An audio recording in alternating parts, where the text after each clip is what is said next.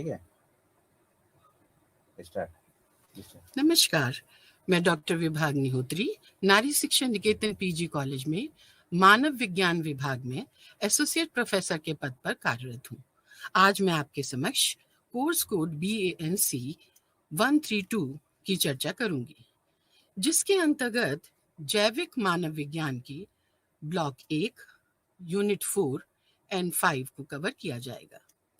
Unit 4 में relationship of and application of biological anthropology अर्थात जैविक मानव विज्ञान का अन्य विज्ञानों से क्या संबंध है और उसकी क्या उपयोगिता है, इसकी चर्चा की जाएगी। सबसे पहले ये जानने से पहले कि मानव विज्ञान की अन्य विज्ञानों के साथ क्या उपयोगिता है, यह जानना अति आवश्यक है कि मानव विज्ञान किसे कहते हैं। मानव विज्ञान मानव का संपूर्णता में अध्ययन करने वाला विज्ञान है। Anthropology is holistic study of man अर्थात मानव के सामाजिक, सांस्कृतिक, शारीरिक, पुरातात्विक और भाषाई सभी पक्षों का एंथ्रोपोलॉजी में अध्ययन किया जाता है। इसकी 4 मुख्य शाखाएं सोशल कल्चरल एंथ्रोपोलॉजी, फिजिकल और बायोलॉजिकल एंथ्रोपोलॉजी और archaeological anthropology and linguistic anthropology इसमें इसको अध्ययन करने के लिए योगदान देती हैं। मानव की शारीरिक पक्ष या जैविक पक्ष का अध्ययन जैविक मानव विज्ञान के अंतर्गत किया जाता है और इसी जैविक मानव विज्ञान की बारे में अन्य विज्ञानों के साथ जो संबंध है उसकी और इसकी उपयोगिता के बारे में आज हम लोग चर्चा करने जा रहे हैं। जैविक मानव विज्ञान का सर्वप्रथम अगर हम मूल उद्देश्य देखें, इसका सब्जेक्ट मैटर की बातचीत करें, तो ये मानव उद्विकास, मानव विभिन्नता, प्रजाति विविधता, ग्रोथ स्टडीज में, पर्सनल आइडेंटिफिकेशन में ज़्यादा रुचि रखता है। परंतु इन सब का अध्ययन करने के लिए उसे अन्य विज्ञानों की भी सहायता लेनी पड़ती है। तो आज हम लोग इन्हीं विज्ञानों में से कुछ विज्ञानों के साथ मानव विज्ञान का क्या संबंध है, इसके बारे में बातचीत करेंगे। सर्वप्रथम जैविक मानव विज्ञान का जीव विज्ञान के साथ क्या संबंध है। जैसा कि हम लोग जानते हैं कि मानव विज्ञानी मानव उद्विकास का अध्ययन करने में रुचि रखता है और ये उद्विकास विभिन्न अवस्थाओं से होते हुए आज मानव इस स्थान पे पहुंचा है। तो इसके लिए तुलनात्मक अध्ययन करना अति आवश्यक है। मानव के उद्विकास के लिए तुलनात्मक अध्ययन करने के लिए और साथ ही साथ प्राणी जगत में मानव का क्या स्थान है, इसको जानने के लिए अति आवश्यक हो जाता है कि जीव विज्ञान की सहायता ली जाए, क्योंकि जीव विज्ञान में मानवानुवंशिकी और फिजियोलॉजी, एनाटॉमी, एम्ब्रियोलॉजी के बारे में विस्तृत चर्चा की जाती है। तो फिर ये दोनों ही विज्ञानों में तुलनात्मक अध्ययन किए जाते हैं, परंतु यहाँ पे एक अंतर है। अंतर इस बात का है कि जहाँ एक ओर जीव वैज्ञानिक सभी जंतुओं का अध्ययन करने में संलग्न है, वहीं जैविक मानव विज्ञानी मानव के अध्ययन करने में रुचि रखता है। वो मानव का संपूर्णता में अध्ययन करता है, मानव की प्रजातियों का, मानव की जनजातियों का, सभी का अध्ययन करता है, लेकिन उसको जीव विज्ञान की सहायता से ही ये अध्ययन कर पाना उसके लिए संभव होता है। तत्पश्चात बातचीत की जाएगी कि जैविक मानव विज्ञान का अर्थ साइंसेस के साथ या पृथ्वी साइंसेस के साथ, पृथ्वी विज्ञान के साथ क्या संबंध है। पृथ्वी विज्ञान पृथ्वी का जो वातावरण और उसकी संरचना का अध्ययन करता है। मानव अपनी उद्विकासी यात्रा में किन किन अवस्थाओं से होकर के गुजरा है और किस किस के तरीके के वातावरण से होकर के गुजरा है, इसको जानने के लिए अत्यंत आवश्यक हो जाता है कि पृथ्वी की संरचना को और प्राचीन काल के वातावरण को समझा जाए। इसके लिए बहुत ही ज़्यादा महत्वपूर्ण योगदान पृथ्वी विज्ञान से हमें प्राप्त होता है। पैंक एंड बुकनर ने जब वो मानव के उद्विकास के बारे में बता रहे थे, तो उन्होंने यूरोप के एल्प्स पर्वत की जो पर्यावरण था उसकी चर्चा की, और उन्होंने वहाँ पे बताया कि उस समय प्राचीन काल में वातावरण पूरे संपूर्ण विश्व में अलग अलग था। वहाँ पे आइस एजेस आ रही थी, और बीच बीच में, जिसे ग्लेशिएशन कहते हैं, और बीच बीच में इंटर ग्लेशिएशन पीरियड्स भी आ रहे थे। जबकि एशिया में उस समय अत्यधिक वर्षा हो रही थी या कम वर्षा वाला क्षेत्र था, जिसे प्लूवियल और इंटरप्लूवियल भी कहते हैं। तो ये ग्लेशिएशन और इंटर ग्लेशिएशन पीरियड में क्या वातावरण में परिवर्तन हुए, उस समय कौन फ्लोरा एंड फौना हुए, वो उसकी चर्चा हम लोग यहाँ पे बिना उसके नहीं कर सकते। बिना मानव विज्ञान को जाने हम लोग, बिना पृथ्वी विज्ञान को जाने हम लोग इसके बारे में जान नहीं सकते। साथ ही साथ फॉसिल्स की जब स्टडी करते हैं, पुरातत्व की स्टडी करते हैं, मानव विज्ञान की एक शाखा पैलेंटियो एंथ्रोपोलॉजी में, पैलियो एंथ्रोपोलॉजी में, पुरातत्व विज्ञान में मानव के जीवाश्म का अध्ययन किया जाता है। इन जीवाश्म का अध्ययन करने के लिए हमें उनके कालक्रम का भी निर्धारण करना पड़ता है। तो ये कालक्रम की सहायता ले हमें भूगर्भ विज्ञान की सहायता से ही हम जान सकते हैं कि कोई भी फॉसिल कितने वर्ष पुराना है और वो उसकी वास्तविक तिथि क्या है। तो इस तरीके से अर्थ साइंस, पृथ्वी विज्ञान की सहायता से पृथ्वी के गर्त में जो कुछ भी पाया जाता है, उसकी सहायता से हम लोग काफी हद तक अपने पास्ट को समझ सकते हैं। अब जैविक मानव विज्ञान का रासायनिक विज्ञान या केमिकल साइंसेस के साथ क्या योगदान है, इसके बारे में बातचीत करेंगे। आज के युग टेक्नोलॉजी का युग है, मानव की भौतिक प्रगति हो रही है, लेकिन इसी के साथ साथ कुछ समस्याएं भी जन्म ले रही हैं। प्रदूषण उनमें से एक बहुत विकट समस्या है। प्रदूषण की वजह से हमारे शरीर में बहुत तरीके के परिवर्तन हो रहे हैं, साथ ही साथ कई तरीके की बीमारियों का भी जन्म हो रहा है।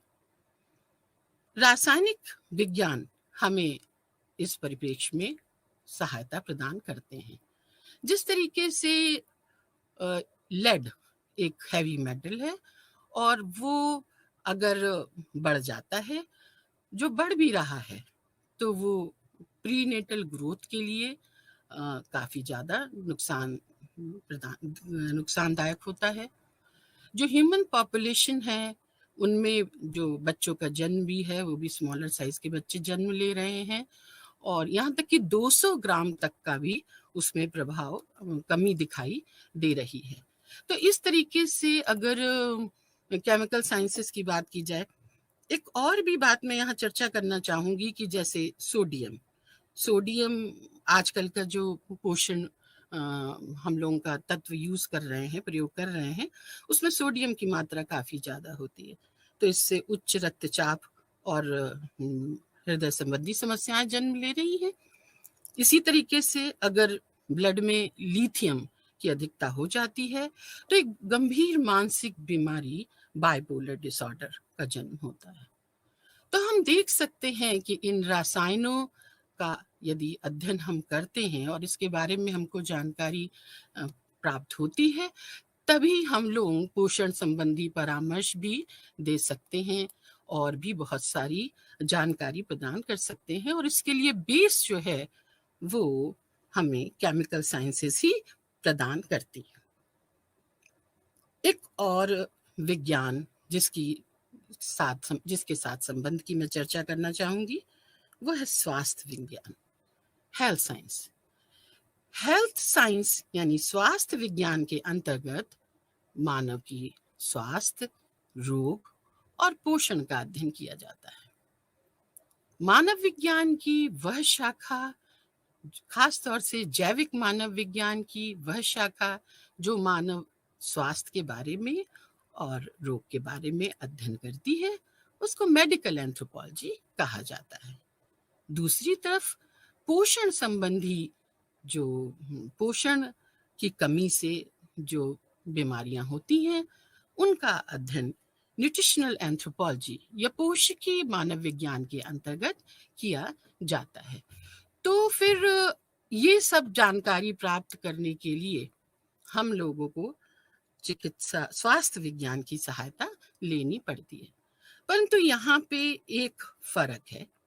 स्वास्थ्य वैज्ञानिक स्वास्थ्य और पोषण संबंधी जानकारी प्रदान करता है, जिसकी सहायता से पोषकीय मानव विज्ञानी या मेडिकल एंथ्रोपोलॉजिस्ट परामर्श देते हैं। लेकिन यहाँ पे जैविक मानव विज्ञानी अपनी एक जो उसकी बेसिक जिसको कि एम को लेके चलता है कि कोई भी रोग या पोषण संबंधी समस्या में उसकी सामाजिक सांस्कृतिक परिवेश का काफी योगदान होता है। तो इस कारण से सामाजिक सांस्कृतिक परिप्रेक्ष्य में ही बातचीत की जा सकती है जो सटीक होगी, और इसका श्रेय जैविक मानव विज्ञानी को जाता है।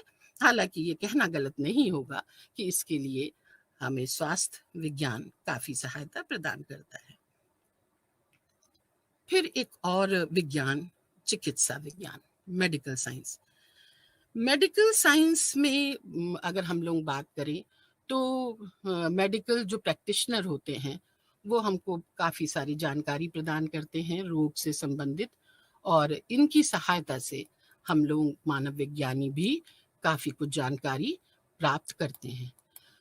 तो इसमें सबसे पहले अगर हम लोग बात करें कि जो हमने पहले भी बताया था मेडिकल एंथ्रोपोलॉजी की बात है, ह्यूमन हेल्थ एंड डिजीज, इसकी भी जब हम लोग बात करते हैं तो उसमें भी अगर हम काउंसलिंग करते हैं तो हमको जेनेटिकली जो मानव आनुवंशिकी की सहायता लेनी पड़ती है।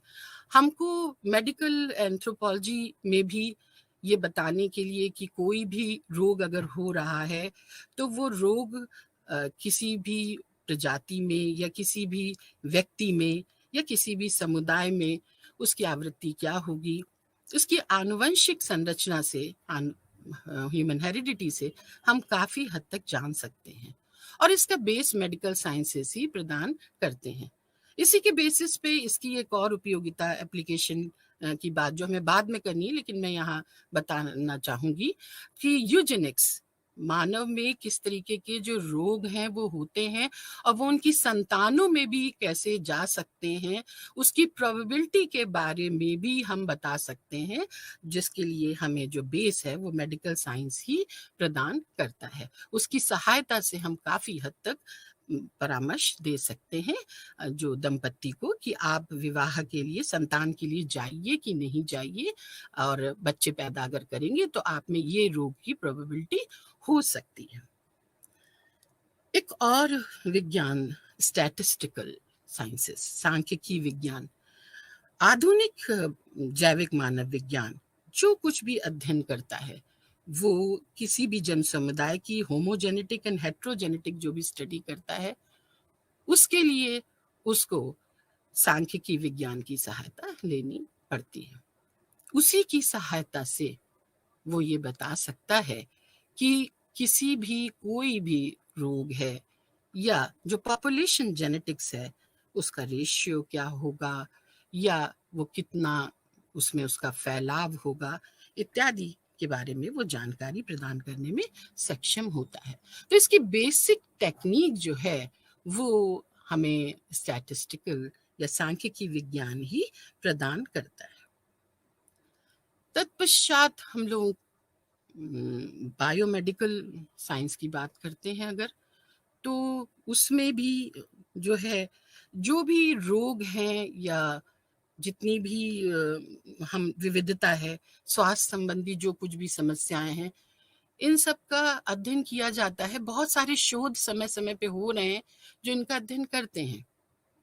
लेकिन मानव विज्ञानी इसमें, चूंकि वो, मैंने प्रारंभ में भी कहा था कि मानव विज्ञान का मूल उद्देश्य, खासतौर से जैविक मानव विज्ञान का मूल उद्देश्य मानव विकास का और प्रजाति विविधता का अध्ययन करना है। तो एक मानव विज्ञानी भली प्रकार से एथनिक एंड रेशियल क्लासिफिकेशन की स्टडी करता है, वो बात अच्छे से जानता है। मानव वैज्ञानिकों का ये मानना है कि किसी भी रोग के स्वास्थ्य संबंधी विषमताओं के लिए अगर जानना है तो इथनिक और रेशियल एलिमेंट्स को जानना अत्यंत आवश्यक है। तो ये जितनी भी बायोमेडिकल रिसर्चेस होती हैं वो हमें एक बेस प्रदान करती हैं और उसकी सहायता से जो हम अपनी मूलभूत टेक्निक्स हैं उनको लेते हुए आगे बढ़ते हैं और फिर हम परामर्श प्रदान करते हैं। बायोमेडिकल एंथ्रोपोलॉजी जो है ये भी जैविक मानव विज्ञान की एक फील्ड है और जिसके लिए बायोमेडिकल साइंसेस हमें काफ़ी सहायता प्रदान करते हैं, क्योंकि उसी की ही सहायता से जो मॉलिकुलर स्केलेटन और पॉपुलेशन बेस्ड जो डिजीजेस हैं उनके बारे में हम आगे जानकारी प्राप्त करते हैं। तो इस यहाँ अत्यंत महत्वपूर्ण जो है आधार प्रदान करता है बायोमेडिकल रिसर्चेस जो भी हैं वो मानव विज्ञानी के लिए। अब लास्ट में जो मैं विज्ञान की चर्चा करना चाहूंगी, पोषण विज्ञान की। ये अत्यंत महत्वपूर्ण विज्ञान है। पोषण विज्ञान में ये सब बताया जाता है कि हमारे स्वास्थ्य के लिए कौन सा भोजन करना चाहिए, किस भोजन में कौन कौन से तत्व होने चाहिए। और इसीलिए मानव विज्ञान की एक शाखा, जैविक मानव विज्ञान की एक शाखा पोषकीय मानव विज्ञान, जिसकी कि मैं चर्चा आगे भी आप लोगों के साथ करूंगी, उसमें भोजन और पोषण संबंधी जो बातें हैं उनकी चर्चा की जाती है। जो पोषण विज्ञान से हमको जानकारी प्राप्त होती है कि हमारे भोजन में कौन कौन से पोषक तत्व होने चाहिए, कौन से विटामिन होने चाहिए, प्रोटीन कितनी होनी चाहिए, कितनी कैलोरीज लेनी चाहिए, किस एज ग्रुप को या किस सेक्स को कितनी मात्रा में कौन सा भोजन लेना चाहिए, इस सब की जानकारी पोषण न्यूट्रिशनल साइंसेज ही हमको प्रदान करती हैं। मानव वैज्ञानिक न्यूट्रिशनल एंथ्रोपोलॉजिस्ट ये पोषण और न्यूट्रिशन की जो कुछ भी बारे में अध्ययन करता है उसके उद्विकास से वो ये भी जानना की प्रयास करता है कि हमारे अतीत में हमारे पूर्वज किस तरीके का भोजन करते थे और उसी तरीके से हमारी बॉडी की नीड भी होती है। तो न्यूट्रिशनल हेल्थ के बारे में वो एक व्यक्तिगत स्तर पे, सामुदायिक स्तर पे और पॉपुलेशन लेवल पे इस बात की चर्चा करना चाहता है। तो इसको जानने के लिए बहुत महत्वपूर्ण हो जाता है कि हम ये जाने कि किसी भी जन समुदाय में उसका क्या कोई जेंडर रोल तो नहीं है, या किसी तरीके की कोई और, मान लिया कोई समुदाय है वो वेजिटेरियन है, तो फिर हम अच्छे से, अगर ये मुझे पता है संस्कृति के बारे में कि ये इस समुदाय का जो फूड हैबिट्स हैं वो इस तरीके से हैं, तो हम लोग उसको जानकारी प्रदान कर सकते हैं कि आपके भोजन में ये कमी हो सकती है और आप इसके लिए ये सप्लीमेंट्स अगर लेंगे तो फिर ये आपके लिए फायदेमंद होगा। इस तरीके से अगर किसी भी तरीके से कहीं पुरुष और स्त्री में अगर भेदभाव किया जाता है तो वो भी हम ज्ञान प्रदान कर सकते हैं, क्योंकि मानव विज्ञानी किसी भी परिप्रेक्ष्य में सबसे पहले संस्कृति और समाज का अध्ययन करता है और वो उसी के अनुसार परामर्श प्रदान करता है और उसको इसके बारे में मूलभूत जानकारी प्राप्त होती है। अब इसके पश्चात मैं नेक्स्ट सेगमेंट में आती हूँ कि मानव विज्ञान की उपयोगिता क्या है। तो मानव विज्ञान आज के जैसे जैसे मानव विज्ञान ग्रो किया और विगत के वर्षों में जो कुछ भी मानव विज्ञान में रिसर्चेस हुई हैं, उसके आधार पे आज के समय में इसकी उपयोगिता काफी बढ़ गई है। प्रारंभ में जैसे मैंने पहले भी आप लोगों से चर्चा की थी कि मानव विज्ञानी मानव उद्विकास का अध्ययन करता है, प्रजाति विविधता का अध्ययन करता है, ह्यूमन ग्रोथ और डेवलपमेंट का अध्ययन करता है। लेकिन इन सब का अध्ययन करने के अलावा आजकल इसका कुछ व्यवहारिक उपयोगिता भी हम चर्चा कर सकते हैं, जो बड़ी है आज इस समय। सबसे पहले तो हम बातचीत करना चाहेंगे कि इसकी जो मानव विज्ञान की बेसिक टेक्निक है, मानव मिति, एंथ्रोपोमीट्री। एंथ्रोपोमीट्री की सहायता से बहुत सारी क्षेत्रों में हम इसका उपयोग कर सकते हैं और काफी सारी मानव के दक्षता में भी वृद्धि कर सकते हैं। इसी से रिलेटेड एक ब्रांच है जिसको कि एर्गोनॉमिक्स कहते हैं। एर्गोनॉमिक्स, जिसे हिंदी में श्रम दक्षता विज्ञान कहते हैं। हम लोग अच्छी तरीके से जानते हैं कि आज का युग जो है वो टेक्नोलॉजी का युग है और इंडस्ट्री का युग है। तो एक व्यक्ति किसी भी अपने कार्यस्थल में कितना देर, काफी देर बैठता है, तो जो उसका वर्क प्लेस है उसमें मशीनों का और उसकी बैठने के स्थान का जो फर्नीचर का जो डिजाइन है वो इस तरीके का होना चाहिए जिससे कि उसे कार्य करने में सुगमता हो। अगर वो उसके अनुकूल नहीं होगा तो एक तो कार्य क्षमता में कमी आएगी और दूसरी तरफ उसको बहुत सारी और भी रोग हो सकते हैं। उसके पोस्चर से संबंधित रोग उसमें हो सकते हैं और भी काफी सारे रोग हो सकते हैं। तो एर्गोनॉमिक्स जो है वो दो ग्रीक वर्डों से मिलकर के बना है और जिसमें कि ये 7 दशक पूर्व ये प्रकाश में आया। और एर्गोन का मतलब होता है कार्य और नोमोई मतलब प्राकृतिक नियम। तो इंडस्ट्री में या वर्क प्लेस में हम किस तरीके की मशीनों का डिजाइन करें और इसके लिए हमको एंथ्रोपोमेट्री की सहायता से काफी सारा जानकारी प्राप्त होती है।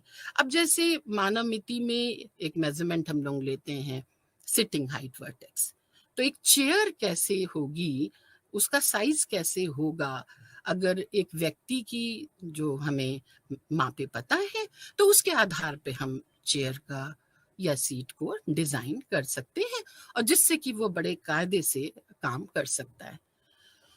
उसके अलावा अगर हम एक और भी फील्ड है जो आजकल बहुत ज्यादा जिसकी की उपयोगिता बड़ी है, किन एंथ्रोपोलॉजी।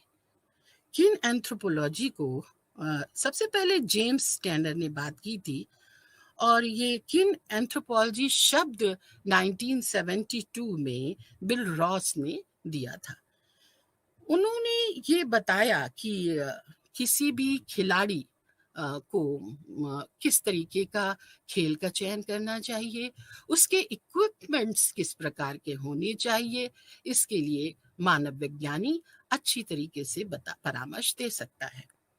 सन 1984 में ओलंपिक साइंस कांग्रेस में गति मानव मिति, जो किन एंथ्रोपोलॉजी को हिंदी में कहते हैं, कि को मान्यता मिली और उसके बाद से ही मानव विज्ञान की जो बेसिक टेक्निक है एंथ्रोपोमेट्री या मानव मिति की सहायता से ये बताया जा सकता है कि किसी भी खिलाड़ी को अगर चयन करना है तो कौन से खेल का चयन करे या ना करे, और साथ ही वो अगर जो भी इक्विपमेंट्स यूज करता है तो उसके लिए भी उसके क्या डिजाइन होना चाहिए या उसके साइज क्या होना चाहिए जिससे कि वो बेहतर अपनी क्षमता का प्रदर्शन कर सके।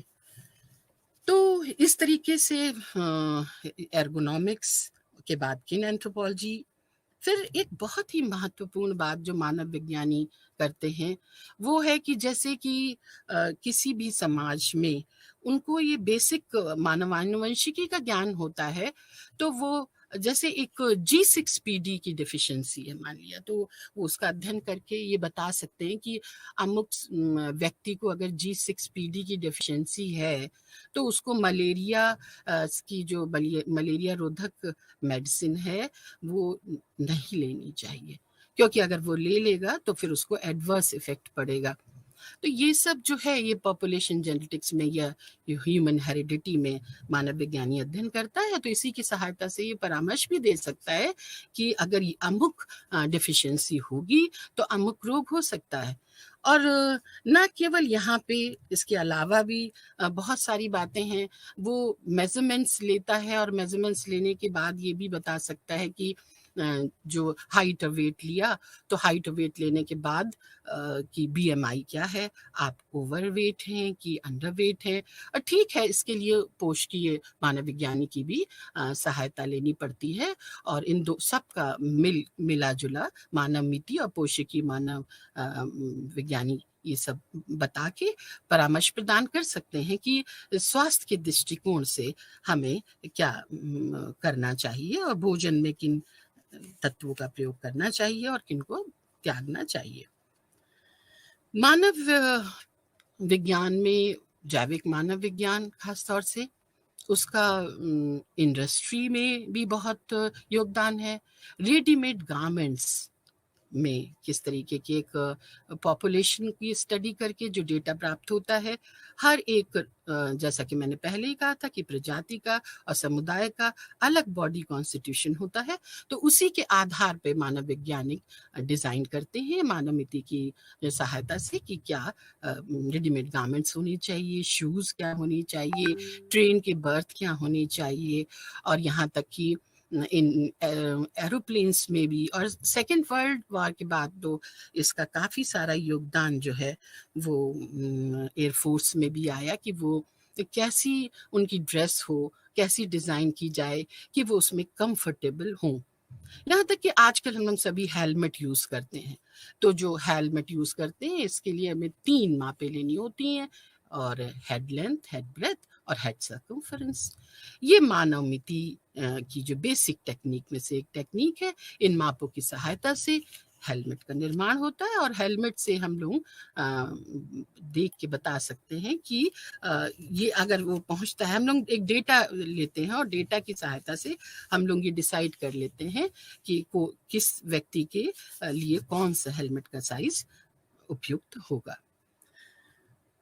मानव विज्ञान की उपयोगिता तो बहुत क्षेत्रों में है, लेकिन यहाँ समय का अभाव होने की वजह से मैं एक विषय की चर्चा करूंगी, फिर मैं आगे बढ़ जाऊंगी कि मानव मेडिको लीगल एस्पेक्ट्स में भी जो है कि किस तरीके से कोई डिस्प्यूट होता है, तो जैविक मानव विज्ञान की जो टेक्निक्स हैं उनकी सहायता से इसको सुलझाने में सहायता मिलती है। और फॉरेंसिक साइंस, ये इसमें तो मानव विज्ञान की उपयोगिता बहुत ज़्यादा है, लेकिन फॉरेंसिक साइंस को मैं आगे यूनिट 5 के में जब मैं चर्चा करूंगी तो उसमें मैं इसको डिटेल में लूंगी, इसलिए मैं यहाँ पे उपयोगिता से आगे बढ़ती हूँ। और अब मैं आप लोगों के साथ यूनिट 5 जो कुछ भी हमारे आज के समकालीन क्षेत्रों में जैविक मानव विज्ञान किस तरीके से कार्य कर रहा है उसके बारे में हम लोग बातचीत करेंगे। तो यूनिट 5 में हम लोग जो मेन बात करेंगे कि आज के समकालीन क्षेत्र जो है उसमें किस तरीके से पोषकीय मानव विज्ञान, शरीर क्रिया मानव विज्ञान, एपिडेमोलॉजिकल एंथ्रोपोलॉजी, मॉलिक्यूलर एंथ्रोपोलॉजी और फॉरेंसिक एंथ्रोपोलॉजी की क्या किस तरीके से इसका एप्लीकेशन हम लोग करते हैं और ये किस तरीके से इफेक्टिव है। वॉशमैन 1951 में कहते हैं कि जो प्राचीन शारीरिक मानव विज्ञान है, वो बेसिकली एक टेक्निक थी और उसमें मुख्य रूप से जो है वो कैलिपर की सहायता से मानव की बाह्य आकृति का मापन किया जाता था। जबकि नवीन शारीरिक मानव विज्ञान जो है उसकी रुचि कई अन्य क्षेत्रों में भी बढ़ी है और वो प्राइमेट उद विकास के साथ साथ मानव विभिन्नता को जानने के लिए बहुत सारी टेक्निक्स को प्रयोग में लाता है। और इन्हीं टेक्निक्स में से एक है पोषकी मानव विज्ञान या न्यूट्रिशनल एंथ्रोपोलॉजी। पहले भी हम लोग बात कर चुके हैं कि न्यूट्रिशन जो साइंसेस है उनकी सहायता लेकर के न्यूट्रिशनल एंथ्रोपोलॉजिस्ट जो है वो परामर्श प्रदान करता है। तो न्यूट्रिशनल एंथ्रोपोलॉजिकल स्टडीज जो हैं वो न्यूट्रिशन को एक मानव शास्त्रीय परिप्रेक्ष्य में बताती हैं। ये किस तरीके से पोषण का क्या स्थिति होगी और जो रोग होंगे, जो बीमारी होंगी, उस पे किस तरीके से हमारे सामाजिक सांस्कृतिक परिप्रेक्ष्य का भी प्रभाव पड़ेगा, इसका अध्ययन वो करता है। क्योंकि हमें ये भली भांति ज्ञात है पोषण का प्रभाव न केवल हमारे स्वास्थ्य पर पड़ता है वरन इसकी कार्यक्षमता पर भी पड़ता है। पोषकीय मानव विज्ञानी पोषण जन्य रोगों जैसे कुपोषण, अपोषण तथा अतिपोषण का अध्ययन करते हैं तथा उपचार संबंधी सुझाव प्रदान करते हैं, जिनका विषय क्षेत्र स्थानिक समुदायों के अध्ययन के आधार पर पोषण परामर्श प्रदान करता है। अभी मैंने पहले भी कहा था कि अगर हम लोग हाइट और वेट को मापें तो उसके आधार पे हम बीएमआई निकाल सकते हैं और इस बीएमआई से हम लोग बता सकते हैं कि वो बॉडी उसकी जो बॉडी का कॉन्स्टिट्यूशन है वो ठीक है कि नहीं है। तो इसके लिए न्यूट्रिशन के स्टेटस के असेसमेंट के लिए बहुत सारी तकनीकी भी है जिनकी सहायता से हम जान सकते हैं। यहाँ पे ये अगर कोई व्यक्ति अगर वो कुपोषित है, उसमें कुछ कमियां हैं, बीमारी है, तो फिर वो किस तरीके से उसकी हेल्थ केयर की जानी चाहिए और किस तरीके से समुदाय को उसके बारे में जानकारी प्रदान की जानी चाहिए, इसमें मानव विज्ञानी का अत्यंत महत्वपूर्ण रोल होता है। तो जितने भी न्यूट्रिशनल प्रोग्राम्स होते हैं किसी भी समुदाय में, उसके लिए पोषकी मानव विज्ञानी सहायता प्रदान करता है। ये जो पोषकी मानव विज्ञान है, ये पोषण का असेसमेंट करने के लिए कई टेक्निक्स का यूज कर सकता है, जैसे कि बायोकेमिकल मेथड है, क्लिनिकल मेथड है, डाइटरी इवोल्यूशन मेथड है कि वो एक दिन में अब कौन कौन से डाइट ले रहा है, कितनी कैलोरी ले रहा है और क्या क्या उसके भोजन में कमी है। जैसे कि मानव विज्ञानी तो उसकी बेसिक टेक्निक एंथ्रोपोमेट्री और सोमेटोस्कोपी है। वो तो बालों को देख के, बालों का अध्ययन करके बता सकता है कि इसकी प्रोटीन की कमी है कि नहीं है, या उसकी हाइट लेकर के बीएमआई निकाल के बता सकता है। और उसके भोजन में अगर किसी समुदाय में खास चीजों को भोजन का अंग नहीं बनाया जा रहा है तो वो ये भी बता सकता है कि उसके भोजन में क्या क्या और शामिल किया जाना चाहिए। इसके अलावा बॉडी कंपोजिशन एनालाइजर या बायोइलेक्ट्रिकल उसकी सहायता से भी वो ये जानकारी प्रदान कर सकता है कि किसी भी समाज का न्यूट्रिशनल स्टेटस जो है या किसी व्यक्ति का जो है वो पोषकीय स्टेटस क्या है। और इसमें ये बहुत नई क्षेत्र है और आजकल इसकी बहुत ज़्यादा इम्पोर्टेंस इसलिए भी बढ़ गई है क्योंकि अभी जो लोग हैं वो श्रम नहीं ज़्यादा हो रहा है, ये टेक्नोलॉजी का युग है, बहुत सारे कार्य हमारी मशीन कर रही हैं और मशीन को करने की वजह से कई तरीके के हमें बॉडी में नुकसान हो रहे हैं। बहुत सारे तनाव हैं, स्ट्रेसेस हैं, और स्ट्रेसेस की वजह से का भी दुष्प्रभाव हमारे शरीर पे पड़ता है।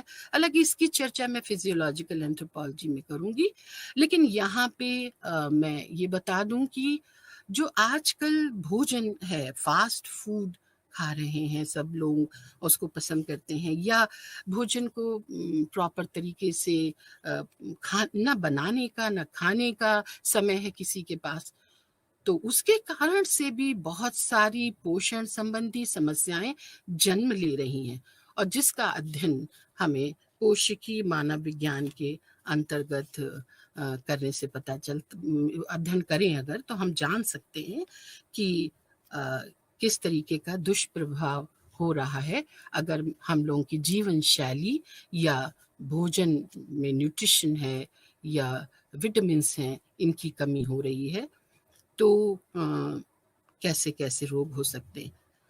और एक और भी है कि मानव खुद ही अपने लिए जो मैन मेड डिजास्टर हैं, उन सब के भी पीछे जो है वो मानव खुद ही इसमें उसी का रोल है। तो इसका जो बेस है वो पोषण है, और उसी से ही हम लोग बहुत सारे, अगर बेसिक ही भोजन ही ठीक होगा तो फिर बहुत गंभीर बीमारियां भी नहीं होंगी। और अगर काफी सारी बीमारियां ऐसी होती हैं जिससे कि न केवल व्यक्ति का नुकसान होता है बल्कि सामुदायिक स्तर पे भी बहुत सारी घटनाएं जो आजकल हम न्यूज़पेपर में पढ़ते हैं, वो सब भी उसके पीछे भी परोक्ष रूप से हमारे भोजन का ही भोजन किस तरीके का है उसी का ही इन्वॉल्वमेंट है। तो अब इसके पश्चात हम लोग बातचीत करेंगे फिजियोलॉजिकल एंथ्रोपोलॉजी की, शरीर क्रिया विज्ञान। फिजियोलॉजी अथवा शरीर क्रिया विज्ञान के अंतर्गत जीवित प्राणी के आकार, प्रकार एवं प्रक्रियाओं का अध्ययन किया जाता है। फिजियोलॉजिकल फंक्शंस और शरीर की माप आपस में अंतर संबंधित है, और जिस पर वातावरण, इथनिसिटी और शारीरिक गतिविधियों का भी प्रभाव पड़ता है।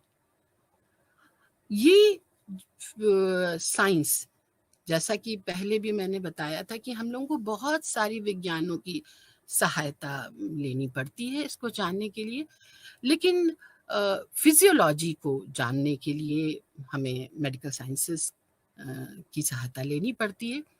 पर जो मानव विज्ञानी है वो फिजियोलॉजिकल एंथ्रोपोलॉजी या शरीर क्रिया मानव विज्ञान में इस बात पे ज्यादा जोर देता है कि जैसे जैसे हमारा उद विकास हुआ और मानव उद विकसित हुआ, तो उस तरीके से उसके जो फंक्शन थे, शरीर के फंक्शंस थे और जो उसके कार्य थे, वो संरचना में परिवर्तन होने के कारण प्रभावित हुए। अब आजकल अगर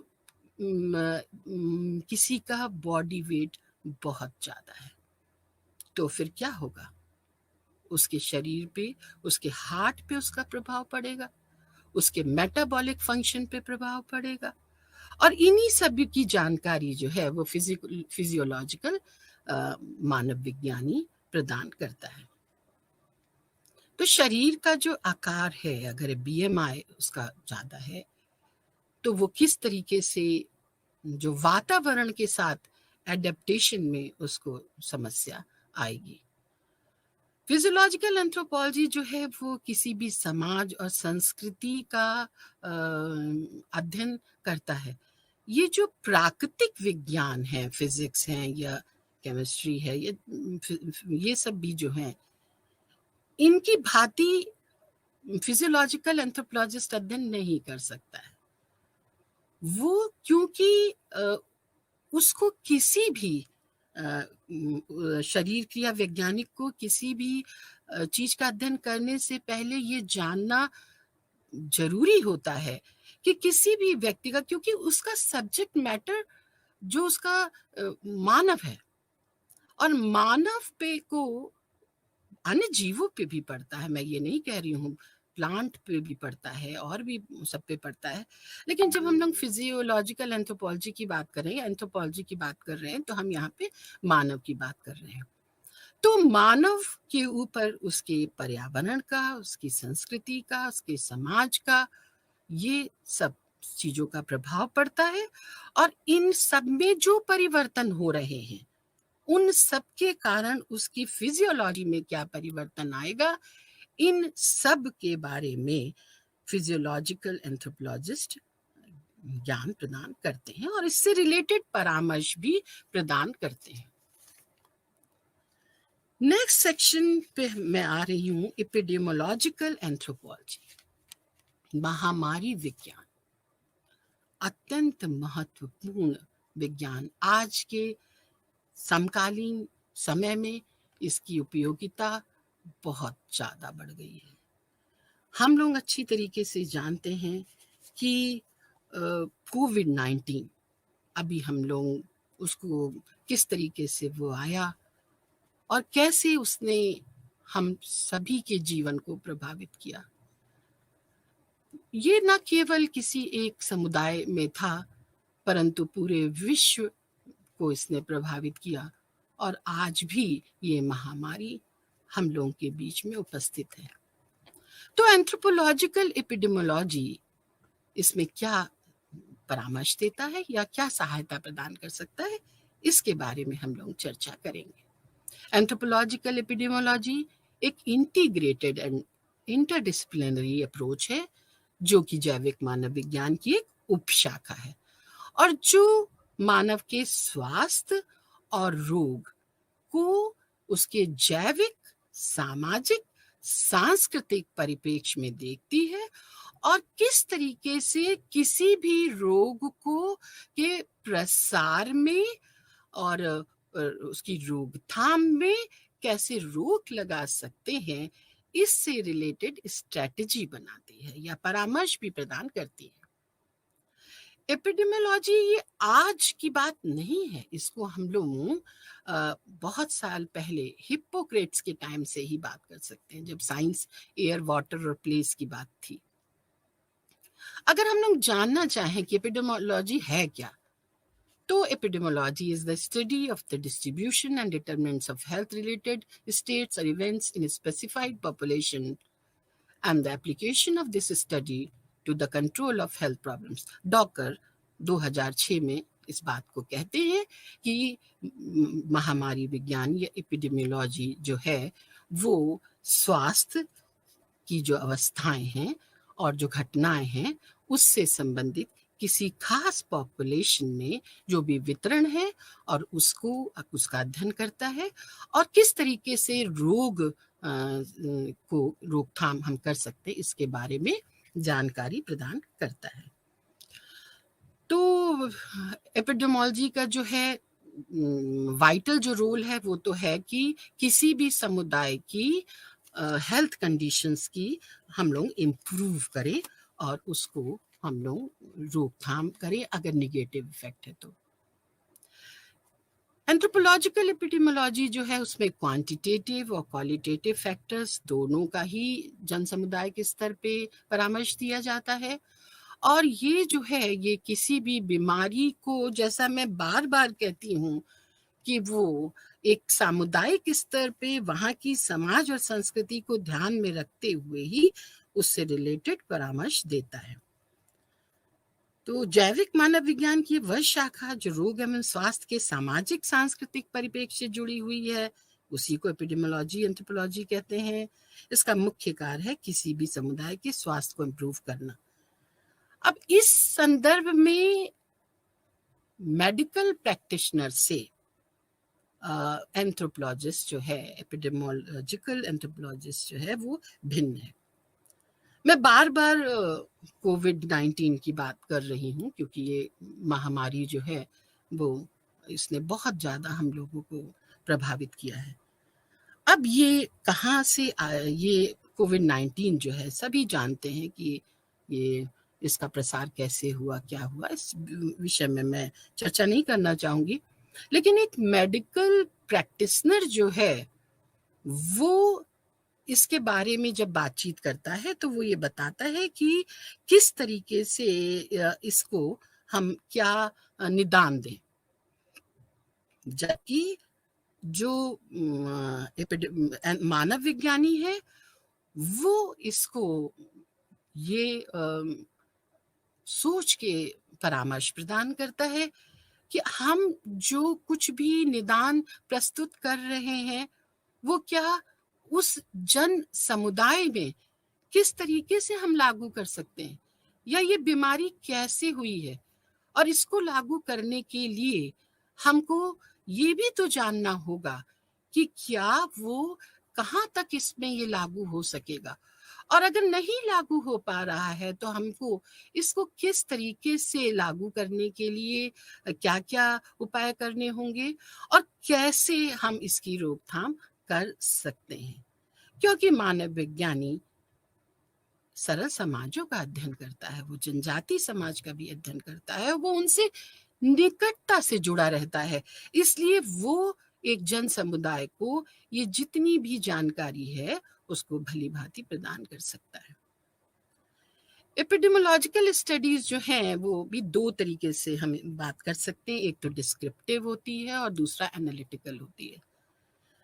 जो डिस्क्रिप्टिव होती है उसमें जो कुछ भी हमको डेटा मिलता है उसको हम लोग टाइम, प्लेस और पर्सन के हिसाब से ऑर्गेनाइज कर देते हैं, जबकि एनालिटिकल एपिडेमियोलॉजी में जो है उसको हम एक हाइपोथेसिस और काफ़ी सारे अजम्पशंस बनाते हैं और उसके बाद हम देखते हैं कि इन सब का रिलेशनशिप क्या होगा एक्सपोजर का और उसका आउटकम क्या निकलेगा, इसकी हम लोग बातचीत करते हैं। तो फिर ये महामारी मानव विज्ञान की उपयोगिता आप लोग समझ ही गए हैं कि इसका किस तरीके से आज के समकालीन आज के समय में इसकी उपयोगिता कितनी बढ़ जाती है। जो नेक्स्ट एरिया है जिसको कि हम डिस्कस करना चाहेंगे आज, molecular anthropology. Molecular anthropology is a full-fledged advanced subfield of biological anthropology. Molecular anthropology में ये तो सभी लोग परिचित हैं कि जब से हरगोविंद खुराना ने डीएनए के बारे में बताया तब से हमारे जीवन के बहुत सारे क्षेत्र की जो समस्याएं थी उनके निदान प्राप्त होने लगे हैं। अब अगर हम मानव वैज्ञानिक परिप्रेक्ष्य इसकी बात करें तो हम पुराने जो प्राचीन हमारे पुरातात्विक अवशेष प्राप्त होते हैं, जो फॉसिल्स मिलते हैं, उनकी अस्थियों से हम डीएनए एक्सट्रैक्ट करके मानव के उद्विकास के बारे में जान सकते हैं और विभिन्नता के बारे में भी जान सकते हैं। साथ ही हम ये भी जान सकते हैं कि ये माइग्रेशन कैसे हुआ होगा। तो बोन से डीएनए एक्सट्रैक्ट करके हम लोग इस बारे में काफ़ी सारी उद्विकास से संबंधित जानकारी प्रदान कर सकते हैं। अभी जो नेक्स्ट हम डिस्कस करेंगे फॉरेंसिक साइंस। फॉरेंसिक साइंस में तो डीएनए की बहुत ज़्यादा उपयोगिता है जिसकी की चर्चा हम अभी आगे आप लोगों के साथ करेंगे। पीसीआर तकनीक से डीएनए का बहुत छोटा सा जो अंश है उसकी सहायता से हम लोग बहुत सारे पैटर्निटी प्रतिजता निर्धारण करते हैं, जो डिस्प्यूट्स हैं मेडिको लीगल केसेस में उनके बारे में बता सकते हैं, और डीएनए प्रिंटिंग के आधार पर विश्व के प्रत्येक व्यक्ति को हम लोग बता सकते हैं, विभेदित कर सकते हैं। उसके लिए ह्यूमन जीनोम प्रोजेक्ट जो है वो भी काम कर रहा है, क्योंकि जो डीएनए है वो हमारा कभी भी बदलता नहीं है। मॉलिक्यूलर एंथ्रोपोलॉजी, जिसको कि आणविक मानव विज्ञान भी कहते हैं, वो उसकी टेक्निक्स क्या हैं, इसकी जो है पीसीआर पॉलीमरेज चेन रिएक्शन की सहायता से, डीएनए फिंगरप्रिंटिंग की सहायता से और भी अन्य तकनीकों की सहायता से मॉलिक्यूलर वैज्ञानिक जो है मानव विज्ञानी काफ़ी सारी समस्याओं को सुलझा सकता है। और मानव उद्विकास के बारे में तो वो जानकारी दे ही रहा है कि किस तरीके से वास्तव में जो है मानव की उत्पत्ति कहाँ से हुई थी और वो किन किन स्थानों से वो उत्पत्ति हुई थी। मॉलिक्यूलर एंथ्रोपोलॉजी के बाद एक बहुत ही इम्पोर्टेंट जो क्षेत्र है मानव विज्ञान का, जो हाल ही के वर्षों में विकसित हुआ है, फॉरेंसिक एंथ्रोपोलॉजी। फॉरेंसिक एंथ्रोपोलॉजी मानव विज्ञान की एक शाखा, जैविक मानव विज्ञान की उपशाखा है, और इसको सबसे पहले 1882 में बर्टिलॉन ने 11 मापों के आधार पर अपराधियों की पहचान के लिए यूज किया था। तो इसकी सहायता से हम लोग बहुत सारी समस्याओं का निस्तारण कर सकते हैं, लेकिन इनको जानने के लिए थोड़ा सा हम लोगों को इसके मेथड्स के बारे में पहले जानना होगा। इसके जो मेथड हैं जो फॉरेंसिक एंथ्रोपोलॉजिस्ट यूज करता है, वो दो तरीके से होते हैं। एक तो इसको डेटा को गैदर करता है और उसके बाद उसको एनालाइज करता है, और उसके आधार पे वो बहुत सारी जानकारी प्रदान करता है। मानव विज्ञान की जो बेसिक टेक्निक है एंथ्रोपोमेट्री या मानव मिति के द्वारा जो घटना स्थल से जो भी मृत व्यक्ति की लॉन्ग बोन्स होती हैं, जैसे फीमर, टिबिया, ह्यूमरस, उन सब की माप लेकर के फॉरेंसिक एंथ्रोपोलॉजिस्ट ये बता सकता है कि लंबाई कितनी होगी। उसके क्रेनियम को और पेल्विक को देख करके वो उसकी एज भी बता सकता है, उसके सेक्स को भी बता सकता है। फॉरेंसिक एंथ्रोपोलॉजी में जो डर्मेटोग्राफिक्स का भी उपयोग होता है, किसी भी मोनोजाइगोटिक ट्विंस को छोड़ करके किसी भी दो व्यक्तियों के जो फिंगरप्रिंट्स हैं वो एक समान नहीं होते हैं, और ये जो है जीवन भर अपरिवर्तित रहते हैं। तो ये फिंगरप्रिंट्स की जो स्टडी है, डर्मेटोग्राफिक्स की स्टडी है, जिसको कुमिन्स एंड मिडलो ने सर्वप्रथम किया था, इन सब की जो है स्टडी मानव विज्ञान में बहुत डिटेल में की जाती है, डिस्क्रिप्टिव स्टडी की जाती है। इसकी सहायता से अंगुली छाप को देख करके भी किसी भी व्यक्ति की अपराध के बारे में या कोई व्यक्तिगत पहचान के बारे में भी जानकारी प्राप्त कर सकते हैं। आजकल जो आधार कार्ड बन रहे हैं या जो कुछ भी है, उनमें भी मानव विज्ञान की ही तकनीकों का प्रयोग किया जा रहा है। न केवल फॉरेंसिक एंथ्रोपोलॉजी में क्राइम की ही बात हम ना करें, इसके अलावा भी जैसे डिजास्टर हो गया और आपदा हो गई, बहुत सारे लोगों की एक साथ मृत्यु हो गई, और उन सब की अस्थियां जो हैं वो आपस में मिल गई हैं। यहाँ पे फॉरेंसिक एंथ्रोपोलॉजिस्ट का रोल बहुत बढ़ जाता है।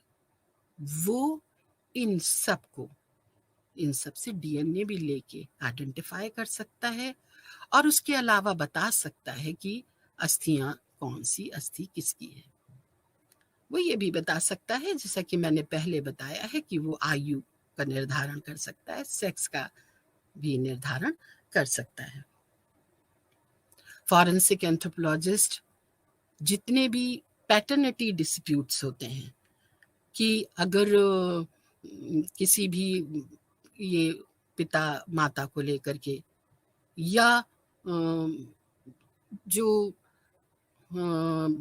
सीरोलॉजिकल एविडेंसेस हैं, जैसे कि मान लिया ब्लड ग्रुप है, तो रक्त समूहों के आधार पे भी ये निर्धारित करता है कि कोई अमुक व्यक्ति है तो उसकी ये संतान हो सकती है कि नहीं हो सकती है। और इसमें नो डाउट डीएनए तो इसका बहुत ही बढ़िया एक एग्जाम्पल है ही, जो इन सब बातों को बता सकता है। तो आज के जो समकालीन जो समय है, उसमें मानव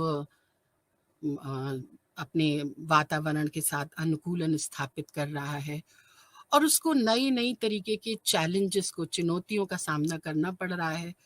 उसके लिए, उस वातावरण के साथ सामंजस्य स्थापित करने के लिए बहुत सारी मानव शास्त्रीय तकनीकों का, मानव शास्त्रीय ज्ञान का, उसकी सहायता से वो इन सबको जो है क्या कर पा रहा है, कैसे वो इनके साथ काम करता है, इसके बारे में मानव विज्ञानी, खासतौर से फॉरेंसिक एंथ्रोपोलॉजिस्ट, हमें काफ़ी ज्ञान प्रदान कर सकते हैं, क्योंकि वो स्ट्रेस में होता है तो क्राइम करता है, तो अगर क्राइम करता है तो वो क्या होगा, तो फॉरेंसिक एंथ्रोपोलॉजिस्ट हैं। जैसा कि मैंने बताया आपको कि आधार वगैरह कार्ड है, या आपकी जो कुछ भी जीवन में आजकल जितनी भी चीज़ें हैं, उन सब में मानव विज्ञान की इस शाखा का काफ़ी महत्वपूर्ण योगदान है। अब मैं आज के अपने जो लेक्चर है उसको मैं कंक्लूड करना चाहूँगी। मैंने आप लोगों से बातचीत करी कि किस तरीके से, पहले तो मानव विज्ञान किसे कहते हैं, फिर मानव विज्ञान की जैविक मानव विज्ञान किस तरीके से इस अन्य विज्ञानों से संबंधित है, इसकी उपयोगिता के बारे में भी चर्चा करी। इसकी उपयोगिता तो बहुत सारी है, लेकिन यहाँ पे चूंकि समय का अभाव है और इसके कारण से मैंने यहाँ पे कुछ चीजों की चर्चा आप लोगों के साथ की। इसमें हमने जो बहुत सारी बेसिक टेक्निक्स जो मानव विज्ञानी यूज करता है, जिसकी सहायता से वो बहुत जीवन के जो हमारे बहुत क्षेत्र हैं। अब इसमें जैसे एक बात मैं आपके साथ लूं कि मानव विज्ञानी की जो है वो एंथ्रोपोमेट्री की ही सहायता से, मानव मिति की ही सहायता से क्या क्या चीजों का उपयोग कर सकता है। जैसे कि डेंटल, अगर आप किसी डेंटिस्ट के पास जाएंगे तो आपको जबड़े का माप जो है वो लेना होगा। तो ये जो डेंटल एंथ्रोपोलॉजी, वो उद विकास के दौरान किस तरीके से मानव में चेंजेस आए हैं, ये मानव विज्ञानी ही जानता है। बिकॉज उद विकास एक सतत निरंतर होने वाली क्रमिक प्रक्रिया है। आज भी उद विकास हो रहा है और इसका प्रभाव हमारे, जैसे कि मैंने बताया, ईटिंग हैबिट से और सबसे बहुत पड़ता है। अगर आप लोग देखें तो दांत हमारे जो थे उसके प्रारूप उसमें भी चेंज आ गया है। अब जो लास्ट मोलर है वो अब नहीं है, या हमारे पैरों की संरचना में भी काफी परिवर्तन आ गया।